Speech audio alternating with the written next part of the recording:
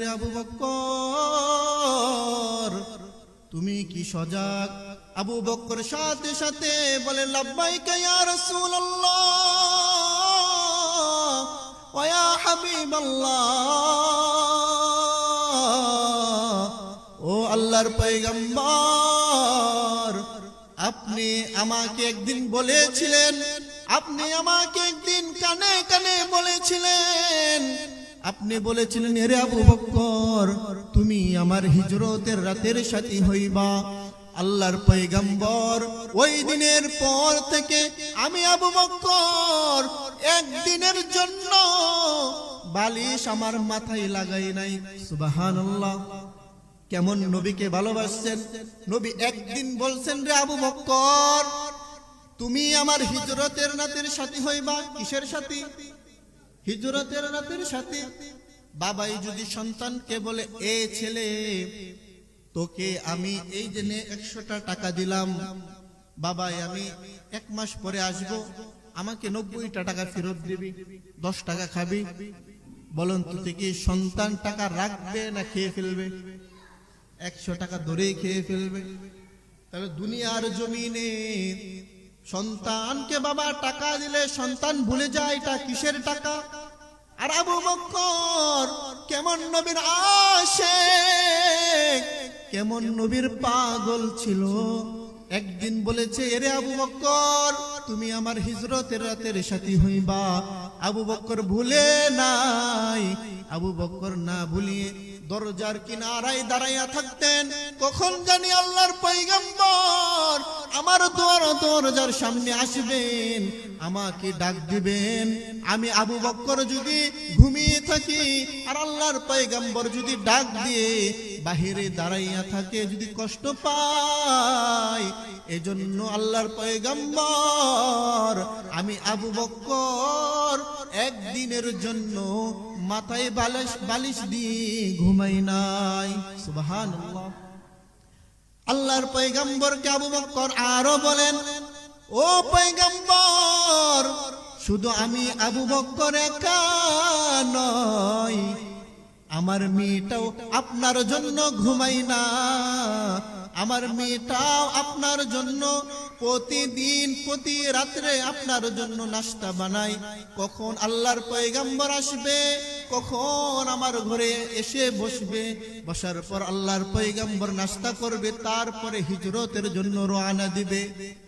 কেমন বাপের কেমন মেয়ে, বলেন তো দেখি, কেমন বাপের কেমন মেয়ে। আহারে, যেমন ছিলেন তার বাবা তেমন ছিলেন তার মেয়ে। দেখুন আল্লাহর পয়গম্বর তার মেয়েকে বলছে, আল্লাহর পয়গম্বর কাকে বলছে? আবু বকর সিদ্দিক রাদিয়াল্লাহু তাআলা আনহাকে। তো আবু বকরকে বলল, সজাগ থাকলে আবু বকর থাকবে, তার মেয়ে কেন থাকে?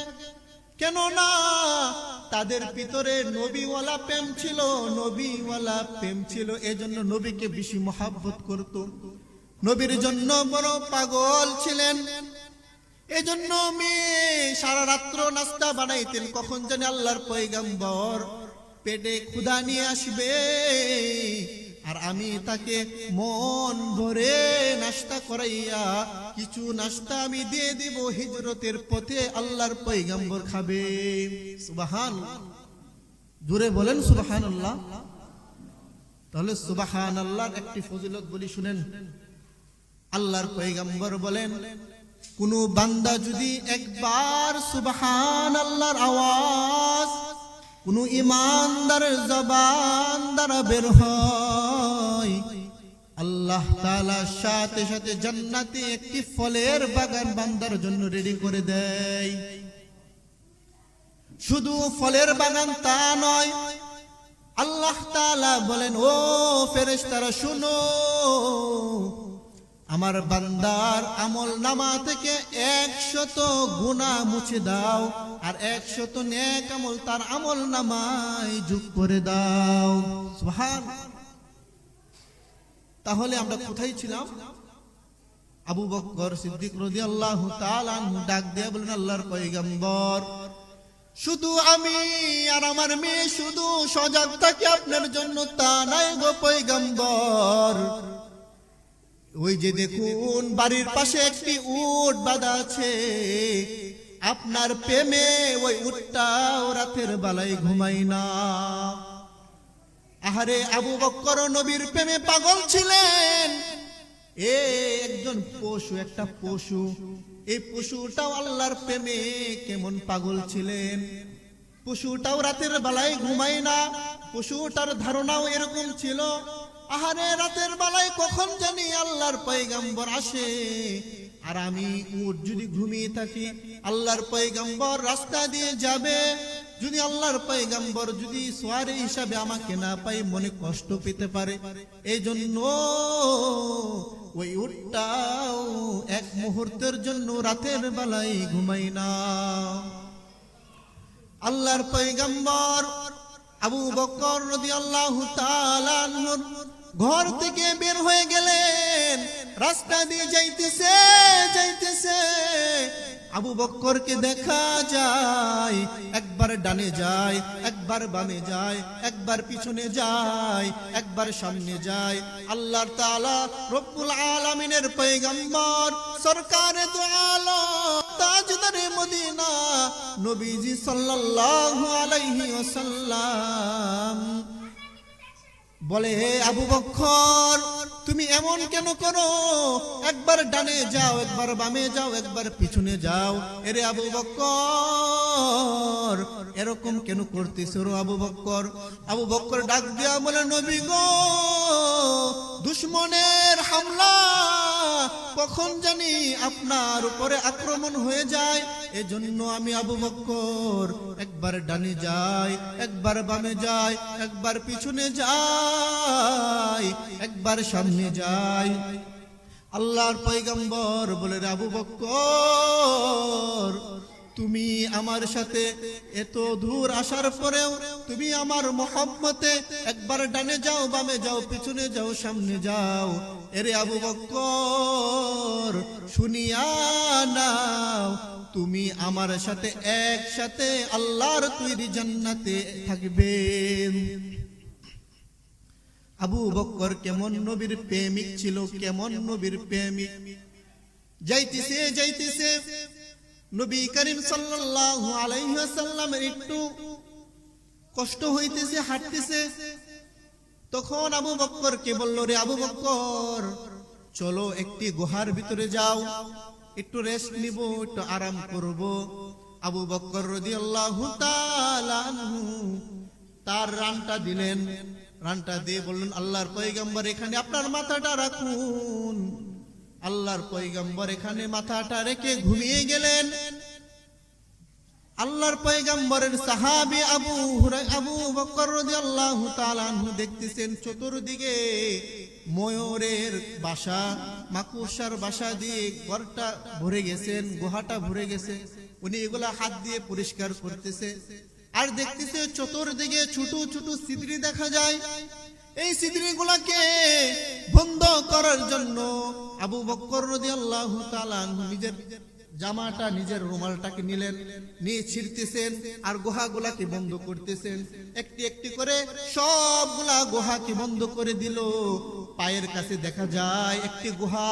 এই গুহাটা বন্ধ করার মতন আবু বকর রাদিয়াল্লাহু তাআলা আনহুর শরীরে কোনো জামা নাই, কোনো জামা নাই যে এটা দিয়ে এটা বন্ধ করবে। এজন্য পায়ের গোড়া দিয়া ওই ছিদ্রটাকে বন্ধ করে রাখলেন, ধরে রাখলেন। ওই দিক দিয়ে তাওরাত কিতাবের মাঝে একটি সাপ, দেখেন পশু কিভাবে আল্লাহর পয়গম্বরকে ভালোবাসে। ওই সাপ শুনতেছে যে এমন সময়, এমন জমানায় একজন আল্লাহর নবী আসবেন, আল্লাহর পয়গম্বর আসবেন, যিনি থাকবেন শুধু তার উম্মতদের জন্য নবী না, তিনি থাকবেন পুরা পৃথিবীর জন্য নবী। আসমানের জন্য থাকবে নবী, জমিনের জন্য নবী, গাছের জন্য নবী, ফলের জন্য নবী, মাছের জন্য নবী, শুধু দেশের জন্য না, এই পৃথিবীর জন্য না, আসমানের ফেরেশতাদের জন্য আমার নবী, আপনার নবী থাকবেন নবী। তাহলে ওই সাপ শুনতে পাইলেন, এমন গুহায় আল্লাহর পয়গম্বর রেস্ট নিবেন, বসবেন, আরাম করবেন। ওই জায়গার মধ্যে আল্লাহর পয়গম্বর শুয়ে গেলেন, আর আবু বকর রাদিয়াল্লাহু তাআলা আনহু তার পা দিয়ে ধরে রাখলেন ওই সিদরিটা। ওই সিদরির ভিতরে একটি সাপ ছিল। ওই সাপে আল্লাহর পয়গম্বরকে দেখার জন্য ছটফট করতেছে, কিন্তু আবু বকর রাদিয়াল্লাহু তাআলা আনহুর পায়ের জন্য সাপটা বের হইতে পারতেছে না। প্রেমের কি জ্বালা দেখুন, আহারে মনের ব্যথা কত। এত বছর যাবত আমি গুহার ভিতরে আছি, এরে আবু বকর তোর পাটা শোনা, আমার মায়ার নবীকে আমি একটি নজর শুধু দেখব।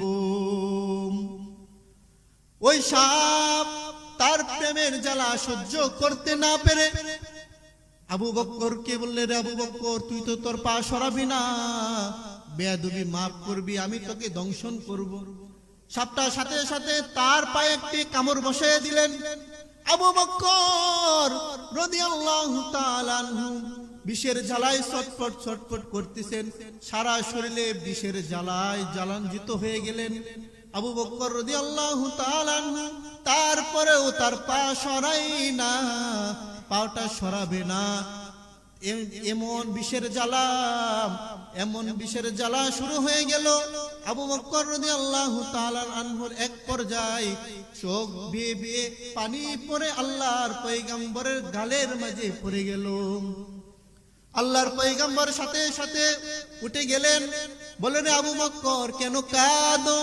বলে নবী গো, বেয়াদবি মাফ করবেন। আমরা যখন এই গুহার ভিতরে ঢুকি, নবী চতুর্দিকে মাকুসার জাল আর ময়ূরের বাসা দিয়ে এই গুহাটা ভরা ছিল। এজন্য আমি এই গুহাটাকে পরিষ্কার করে নিলাম। নেওয়ার পর দেখলাম অনেকগুলা ছিদ্রি দেখা যায়। আমার রুমালটা ছিঁড়ে এই গুহার ছিদ্রিগুলা আমি বন্ধ করতে লাগলাম। এই ছিদ্রিগুলা আমি বন্ধ করতে লাগলাম। এক পর্যায়ে দেখা যায় আমার শরীরের জামা ছিঁড়েও এই গুহাগুলা আমি বন্ধ করে দিলাম। কিন্তু আল্লাহর পয়গম্বর পায়ের কাছে দেখি একটি ছিদ্রি দেখা যায়। ওই ছিদ্রিটা বন্ধ করার জন্য আমার কাছে কোনো জামা ছিল না, আমার কাছে কোনো বস্ত্র ছিল না যে এই ছিদ্রিটাকে আমি বন্ধ করব। এজন্য আমি আমার পা দিয়া এই ছিদ্রিটাকে বন্ধ করে রাখলাম। এই গুহার এই ছিদ্রির ভিতরে একটি বিষাক্ত সাপ ছিল। ওই সাপ আল্লাহর পয়গম্বর আমাকে দংশন করেছেন। এই জন্য এই বিষের জ্বালায় নবী আমি সহ্য না করতে পেরে আমার চোখ বেয়ে পানি পড়ে গেল। এজন্য আল্লাহর পয়গম্বর আপনার ঘুম ভেঙে গেল গো নবী, মেহেরবানি করিয়া আমাকে আপনি মাফ করিয়া দেন। আল্লাহর পয়গম্বর সাপ যখন বের হয়ে আসলেন, সাপের জবান খুলিয়া গেলেন। সাপ বলতেছে, নবী গো, মেহেরবানি করিয়া আমাকে মাফ করে দেবেন, বেয়াদবি মাফ করবেন। আল্লাহর পয়গম্বরকে সাপ কথা বলতেছে মানুষের মতন। সাপে বলতেছে, নবী আমি আজ থেকে অনেক বছর আগে অন্য নবীর জমানায় কিতাবের মাঝে, ওই নবীর জমানায় যে কিতাব ছিল, ওই কিতাবের মাঝে আমি শুনেছি যে পয়গম্বর আপনি এই গুহার ভিতরে রেস্ট নেবেন, আরাম করবেন। এজন্য আমি এই গুহার ভিতরে শত শত বছর আমি এখানে বসেছিলাম, এই ছিদ্রির ভিতরে ছিলাম। যখন আপনি আসলেন আবু বকর রাদিয়াল্লাহু তাআলা আনহু, আপনি এমন ভাবে ঘুমিয়েছিলেন, কিন্তু আবু বকর রাদিয়াল্লাহু তাআলা আনহু আমাকে আপনাকে দেখতে দিতেছিল না। এজন্য নবী আমি না পেরে আমি তার পায়ে দংশন করে দিলাম। ও পয়গম্বর আপনি মেহেরবানি করে আমাকে মাফ করে দিবেন। তাহলে বোঝা গেল কি ভাই, তাহলে বোঝা গেল কি আল্লাহর পয়গম্বরকে পশুরাও ভালোবাসতেন, আল্লাহর পয়গম্বরকে সাহাবীরা ভালোবেসেছেন, এজন্য সাহাবীরা বড় দামি হয়ে গেছেন, দামি। এমন এমন 10 জন সাহাবীর কথা উল্লেখ আছেন, তারা জান্নাতি। আর আমি আর আপনি এই শাহজালালের জমিনে মতের ভার নিয়ে, মতের বোতল নিয়ে আমরা খাই আর মাতলামি করি। আহারে, এই জমিনটা নবীগণ, আল্লাহর পয়গাম্বরদের প্রিয় প্রিয় মানুষরা এই বাংলার জমিনে এসেছেন। শাহজালাল রহমাতুল্লাহি আলাই, শাহপরান রহমাতুল্লাহি আলাই, এত বড় বড় পীর মাশায়েখ এই দুনিয়ার জমিনে আসলেন, এই বাংলাদেশে আসলেন। এসে হিন্দু যারা ছিল, বৌদ্ধ যারা ছিল, বিধর্মী যারা ছিল, যারা নবীকে চিনত না, যারা নবীকে চিনত না, তাদেরকে নবী চিনাইলেন। যারা আল্লাহকে চিনত না, তাদেরকে আল্লাহ চিনাইলেন। আর আপনি কেমন মুসলমান হইলেন? বিধর্মীরা নবীর বিরুদ্ধে কথা কয়, আর আপনি ঘরের ভিতরে বসে থাকেন। এমন নবীর উম্মত হিসাবে দাবি করা যাবে না। নবীকে যে বা যারা নবীর সিরত নিয়ে, নবীর আকৃতি নিয়ে, নবীর চরিত্র নিয়ে কথা বলবে, তাদেরকে কি আমরা বাংলাদেশের মানুষ মনে হয়ে ছেড়ে দেব? ছেড়ে দিবেন? নবীর প্রতি আপনাদের ভালোবাসা নাই, তাহলে কথা বলেন না। যদি নবীর প্রেমে যদি আপনারা মনে থাকতো, নবীর জন্য বিন্দু পরিমাণ ভালোবাসা থাকতো, তাহলে তো আপনারা কথা বলতেন। তার মানে বোঝা গেল আপনারা বলেন না, মনে হয় সন্দেহ আছে নাকি? সন্দেহ আছে? আমরা কি মুসলমান? তাহলে মুসলমান হলে আমরা নবী চাই কি চাই না? নবীকে পেতে চাই কি চাই না? নবীর দিদার চাই কি চাই না? নবীকে আমরা সশরীরে দেখতে চাই কি চাই না? তাই নবীকে যদি চান তাহলে ঠিক বা বেঠিক কোয়েন, আর না হইলে বোঝা যাবে যে ঠিক বা বেঠিক গুলো আপনারা পকেটে জমাইতেছেন। চাচির কাছে গিয়া, বাড়িতে গিয়া বলবেন যে ঠিক ঠিক ঠিক ঠিক। চাচি বললো কিও? মাহফিলে গেলা, বাসা দাইসা বলতো ঠিক ঠিক ঠিক। বুঝতেছিলাম তো ব্যাপারটা কি? হুজুরে যে কইছিল যে ঠিক কর লাগে, আমি ঠিক গুলা কই নাই, কিছু জিনিস নিয়ে আসছি পকেটে কইরা, এখন তোমার কাছে ছাড়তেছি, ক ঠিক ঠিক। এরকম চাচির কাছে কবেন? হ্যাঁ, না না, চাচির কাছে বলা যাবে না। এখান থেকে যে আমল গুলা শিখে যাইবেন, ওইগুলা গিয়ে চাচির কাছে বলবেন। আর ঠিক বা বেঠিক এই ময়দানে বলতে হবে। কথা বলেন ঠিক কিনা? তারপর আওয়াজ আসতে জোরে বলেন ঠিক কিনা? আমরা নবী চাই কি চাই না? আমরা নবীকে সশরীরে দেখতে চাই কি চাই না? এবার বোঝা গেছে যে মানুষ কিছু আছে, ঠিক বা বেঠিক বলতে হবে। তাহলে ভাই আমরা কি বুঝলাম? একজন পশু, একটা সাপ নবীকে ভালোবাসছে, নবীর আকৃতি সম্পর্কে শুনছেন, নবী কেমন, নবীজির আমল কেমন হবে, নবীজি কিরকম থাকবেন, কেমন মনের মানুষ থাকবেন। এজন্য সাপ একদিন আর 2 দিন নামিয়া শত শত বছর গুহার ভিতরে ছিলেন নবীকে দেখার জন্য, এক নজর দেখার জন্য। আপনি আর আমি কয়দিন ঘুমানোর আগে দুরূদ শরীফ পড়ে ঘুমাইছি যে নবীকে দেখব? কয়দিন ঘুমাইছি নবীকে দেখার জন্য?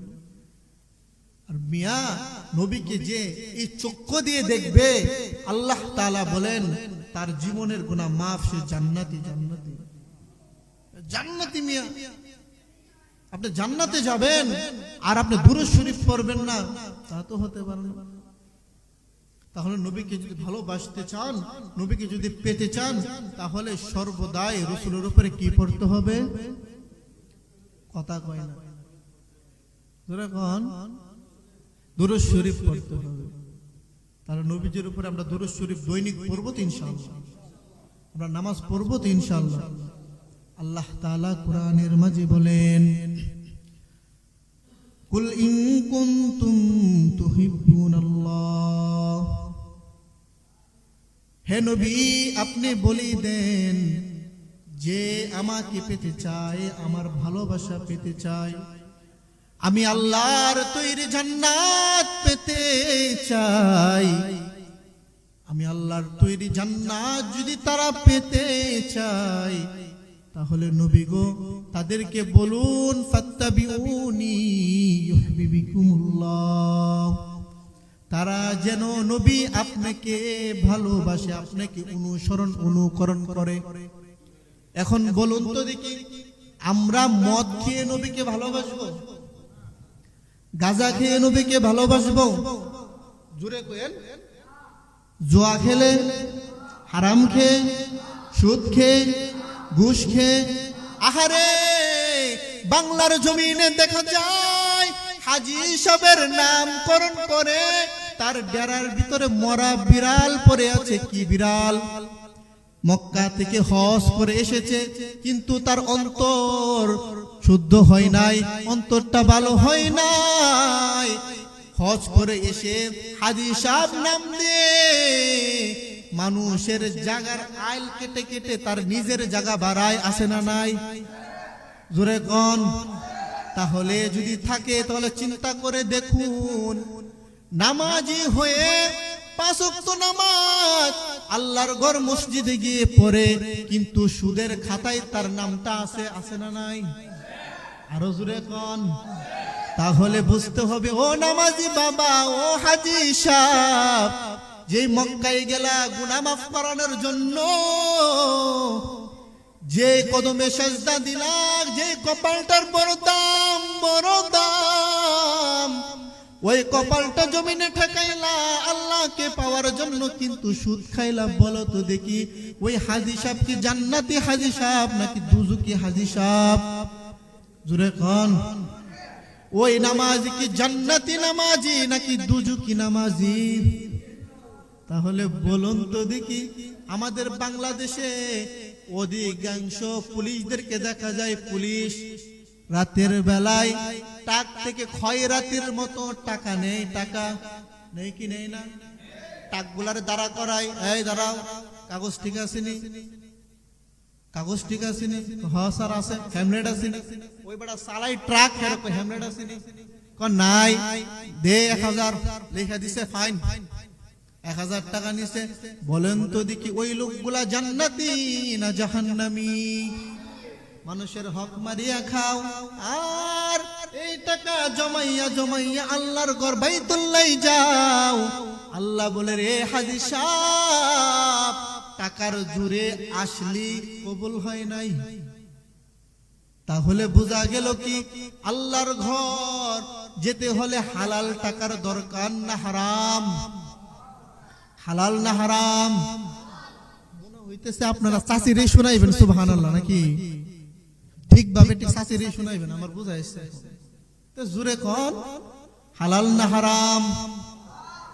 তে পুলিশ যে এত বছর টাকাগুলা জমাইলেন, বৃদ্ধ বয়সে মনে চাইনি যে এত বছর 60 বছর বয়স পর্যন্ত আমি কি করলাম, পুলিশের চাকরি করলাম, এখন রিটার্ন হয়ে গেছি, টাকা পয়সা তো কম জমাই নাই, যাই শেষমেশ গিয়ে আল্লাহর কাছে মাফ চেয়ে নেই। আল্লাহ, এত বছর যে সুদ ঘুষ হারাম খাইলাম, মাফ করে দেন, আর জীবনে খাইতাম না। তোর বাটপার তোর চাকরি আসলি তুই খাইবি, তোর তো শেষ চাকরি, তুমি খাইবা কেমনে আর হারাম জমাইবা কেমনে? এজন্য কি করতে হবে? সুদ ছাড়তে হবে। বলেন কি ছাড়তে হবে? সুদ ছাড়তে হবে, ঘুষ ছাড়তে হবে। ঠিক কইবেন, সুদ ছাড়তে হবে, ঘুষ ছাড়তে হবে, গাঁজা ছাড়তে হবে, মদ ছাড়তে হবে, হারাম ছাড়তে হবে, হালাল ধরতে হবে। কোন হালাল ধরবেননি? হুজুর হালাল কেমনে ধর্ম? সমাজটা এমন হয়েছে, হারাম ছাড়িয়া যদি হালাল ধরি, ঘরের ভিতরে চুলার ভিতরে আগুন ধরবে না। এমন হয়ে গেছে না? এমনই হয়ে গেছে। এক ব্যক্তি, আজান হয়ে গেছে ভাই, সামান্য এক ব্যক্তি, উনি ওনার স্ত্রীর কাছে গিয়ে বলতেছে, স্ত্রী এমন এমন, তুমিও চাকরি করো আমিও চাকরি করি। স্ত্রী বলতেছেন, স্বামী আমার মশারিটা টানাও। কি কইলা, আমি চাকরি করি না? তো তুমিও চাকরি করো আমিও চাকরি করি, মশারি টানাও, দোষ কি? ধুমুক দিয়ে বলল মশারি টানাও, তো দুজন মিলে মশারি টানাইছে। সকালবেলা উঠিয়া দেখে বাচ্চা পায়খানা করে দিছে। বলতেছে যে স্বামী আমার পায়খানা পরিষ্কার করে নাও, আমি তাড়াতাড়ি রান্না বসাই। এখন স্বামী মনে মনে বলে, আমারি কপালে বুঝি শান্তি নাই, আমারি কপালে বুঝি শান্তি নাই। কয় কি কয় না? কইতেছে আমার কপালে শান্তি নাই। এই জন্যই হার দাম যে ঘরের ভিতরে নারী এবং পুরুষ উভয় মিলে চাকরি করে, তাদের ঘরে শান্তি নাই। বিবিকে কোথায় রাখতে হবে? জোরে কর, আপনার বিবিকে আপনি কোথায় রাখবেন? পর্দায় রাখবেন। কোথায় রাখবেন? পর্দায় রাখবেন। বিবি পর্দায় থাকলে আপনার যে সন্তানটা আসবে, ওই সন্তানটা দুনিয়ার জমিনে আসার পর দেখবেন আব্দুল কাদের জিলানী রহমাতুল্লাহি আলাইহির সুরত পেয়ে গেছে। কেননা বিবি পর্দাশীল।